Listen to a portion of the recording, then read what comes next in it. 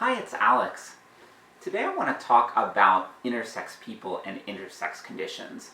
This is a topic that very few people talk about in our society, and it kind of bothers me because I think that talking about it and learning about it is a very illuminating thing. It helps to understand how biological sex works in humans, and it also helps to understand the cultural systems of gender and how gender and biological sex interact. In case you don't know, sex generally refers to the biological aspects of being male or female or somehow in between or different, whereas gender refers to the cultural constructs on top of that are somehow related to sex, but they diverge from it. They become their own thing. So like gender roles, gendered aspects of language. Like if you're looking at language and you're talking about language, you refer to grammatical gender, not sex, because it is a cultural construct. So that's the distinction between gender and sex. And that will become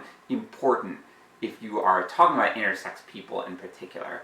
What does it mean to be intersex? One of the tricky things about intersex people and intersex identity is that it doesn't necessarily have an agreed upon definition. There are different definitions floating around out there.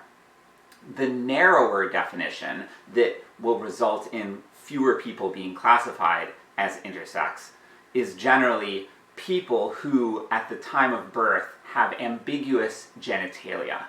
So you look at the baby and you're like, okay, is this a boy or girl? And you're like, I don't know. Something is different here. It doesn't sort of cleanly fit into one category or another. And those people are relatively rare. The figures I've typically seen for that seem to be agreed upon are on the scale of basically between 1 in 2,000 people and maybe 1 in 400 people at the most. So I want to make clear that is still a huge, huge number of people. Like if you're having a city of 50,000 people, so you have a small city like my hometown of Lancaster, Pennsylvania, even with that low rate of 1 in 2,000 people, that is still 25 people in that one small city. So, even if you have the narrowest possible definition of intersex, there are still tons and tons of intersex people out there in the world. There are also, however, broader definitions of intersex. These definitions include people who, at the time of birth, they look unambiguously like a boy or a girl. So they get assigned a gender at birth based on what it looks like their biological sex is. But something is wonky. Something is not 100% in line with that. And there are a whole bunch of different things that can go on. I can't possibly exhaustively cover them in this video because it would be a very long video, but you can look up more about this if you want, and I'm going to include some links in the description of this video if you want to read more about it. But just to give you an example of a condition that is sort of at the far end of like maybe intersex or not, there's this condition called PCOS, Polycystic Ovarian Syndrome. Now there's a whole bunch of different things that happen if you have PCOS. PCOS is generally agreed upon to be limited to women, although there is a counterpart condition that happens in men too. But anyway, if someone is a woman diagnosed with PCOS, they have a whole bunch of different things going on in their body, and one of them is that they have higher androgen levels. Androgens are the class of hormones that include testosterone and various related forms of hormones. People with PCOS often have high enough testosterone levels that it affects some of their body's secondary sex characteristics. So the difference between primary and secondary sex characteristics: primary sex characteristics are generally your anatomy, so like your genitalia, your sex organs, whether you have a uterus, vagina, penis, testes, ovaries, whatever anatomy you have, that's the primary characteristics. Whereas the secondary characteristics are things like, well, do you grow a beard? Do you grow breasts? Is your voice deep like mine, or is it higher like most women? And so on. So these are the secondary sex characteristics. And there are also differences in fat distribution and so on. PCOS, it's a kind of a spectrum. but a number of people who have it strongly enough that it can affect their body's secondary sex characteristics. So you can have people who are assigned female at birth, they're generally raised as women, but then they start to grow facial hair and more body hair, and depending on the degree of it, it can cause a lot of people distress. Interestingly, this is just sort of like a little bit of an oddity, but I think it's relevant. I know one person who is a trans man. This means he was assigned female at birth, but he identifies as male, and he has PCOS, and he grew so much facial hair that he was able to grow a full beard, and people would see him, and he had a rather deep voice, and they would see him and be like, oh, this is a man. Everyone would just gender him male, even though he wasn't on any kind of hormone therapy. And he liked this, obviously. A lot of trans men want to hormonally transition, and this is just the way his body naturally was. And this sort of stronger case of PCOS is kind of an illustration of why some people consider PCOS to be an intersex condition. Not everyone agrees with this, and I'm not necessarily going to take a stance on whether or not it's good or bad to include PCOS in intersex conditions. But if you do, and if you include other conditions like it, you end up with a much higher rate or frequency of intersex people in the population. It can be as high as 2%. The most frequent figure I see is 1.7%. So say it's 2%, that's a huge amount of people. So, by that definition, you probably know quite a few intersex people. And even with the narrower definition, you probably know a handful of intersex people anyway. One of the things I want to make clear, intersex people are not very visible at all in our society because people tend to be pretty private about their own medical history. And I think for good reason. I don't necessarily want to share all the details of medical conditions that I have, surgeries I've gone through, and so on. It's not everyone's business. And I think, I'm kind of one of the more open people out there. Here I am putting my own story out there on YouTube. Most people are nowhere near as open as I am. And so there are a whole bunch of people out there who are intersex, including people who were in that narrower category of intersex. They had ambiguous genitalia at birth. But you don't know this. You just meet them and you see them and you think, oh, that's a man or that's a woman, whatever, based on how they're presenting. These people's experiences are really diverse and they're really complex. I have a few friends who are intersex, and they've all had completely different experiences from each other, which is really interesting. But there are a lot of things that go on with them that people don't know about, and I think that it would be valuable for us as a society to know about and to talk about for multiple reasons. One of the things that happens is that a lot of intersex people are given medical treatments as very young children before they are able to consent. And some of them are given surgeries, and some of them are given drug treatments.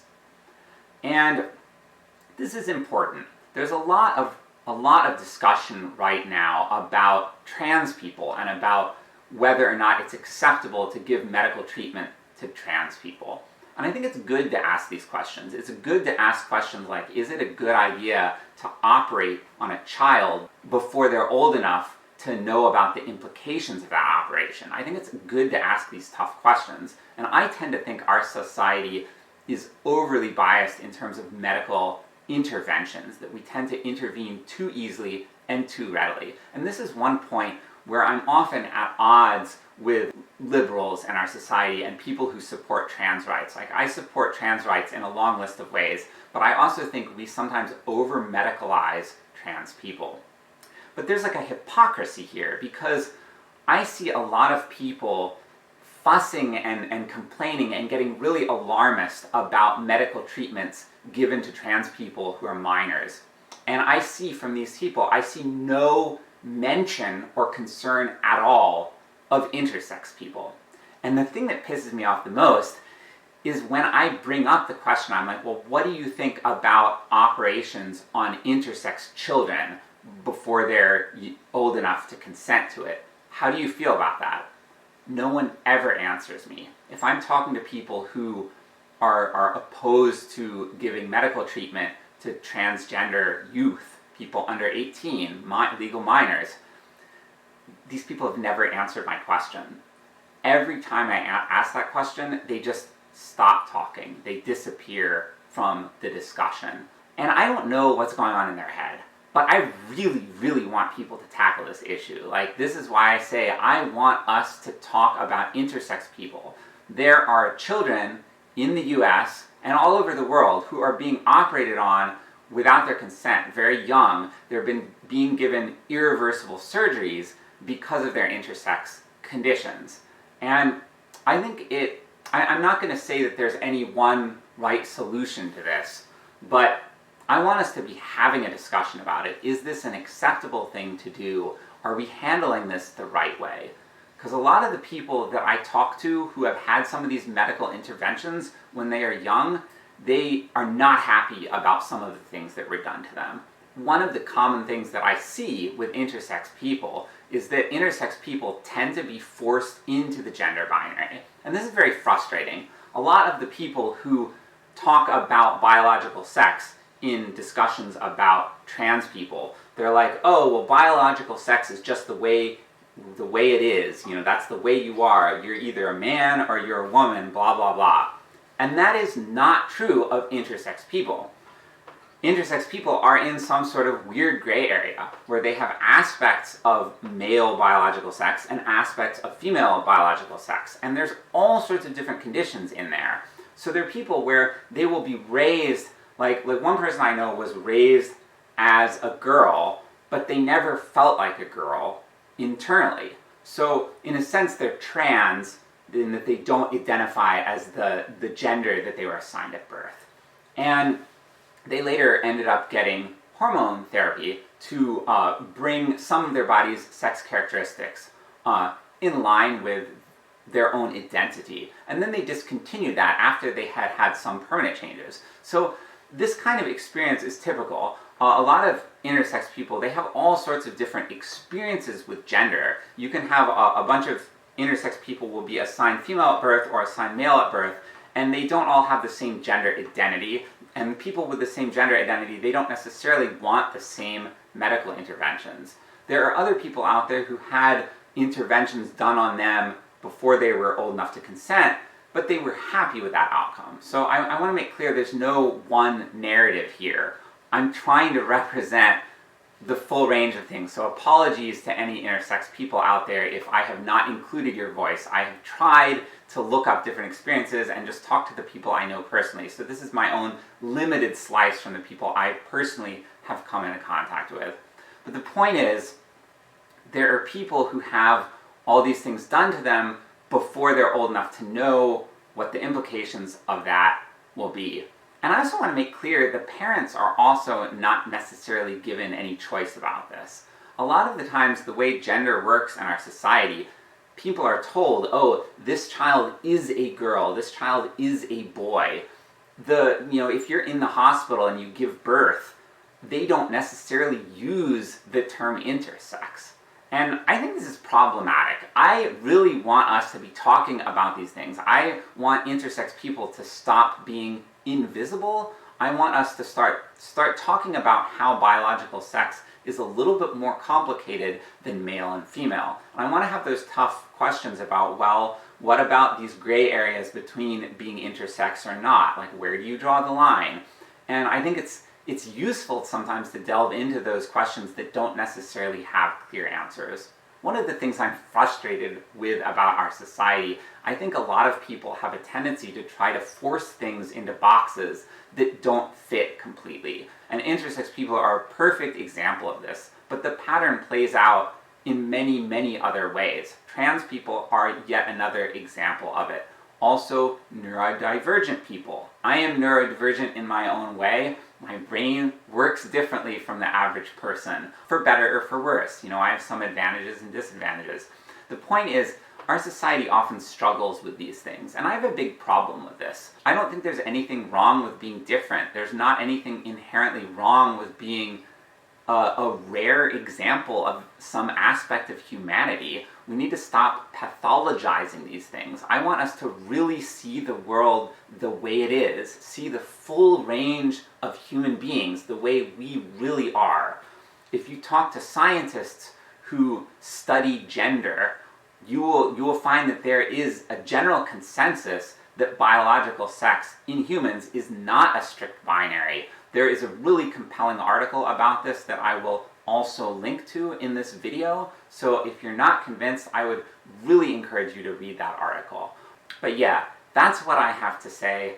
I would love to hear more people talking about intersex people, and I'd love to hear from you. How do you feel about all of these questions? Have you thought about them? Are you encountering some of these ideas for the first time? Do you have anything to add? And I especially want to hear from intersex people. If there are any intersex people watching this video, what do you have to say? You are the people whose voices I most want to elevate right now, and I want the rest of the world to listen to you. That's what I hope to come of this. Yeah, thank you.